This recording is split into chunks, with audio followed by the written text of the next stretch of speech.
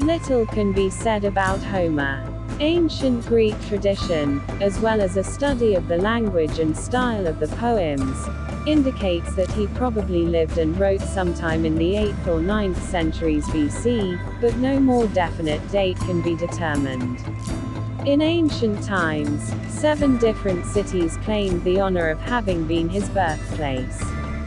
None of these assertions can be validated. However, Homer may have come from the island of Chios, on the western coast of Asia Minor.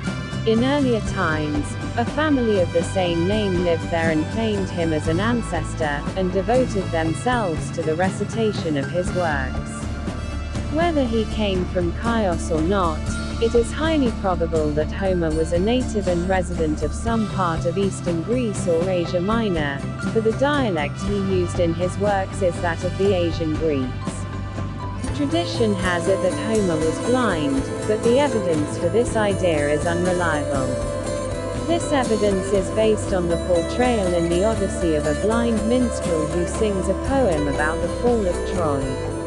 But there is no reason to believe that the poet was describing himself in this scene. Throughout the 2 epics, no consistent autobiographical information exists, and no other literature of the period survives that describes the poet.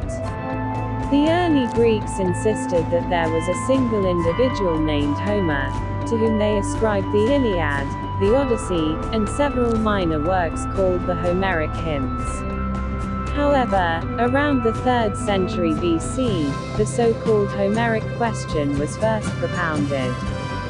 Several of the grammarians of the time asserted that the Iliad and the Odyssey were actually composed by 2 different writers. At various times, later European critics supported this view.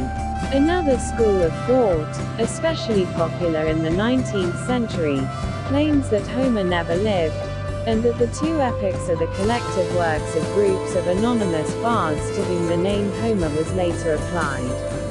These scholars suggest that the 2 poems were constantly revised and added to whenever they were recited and did not reach their present form until the 6th century BC when, in Athens, they were written down for the first time.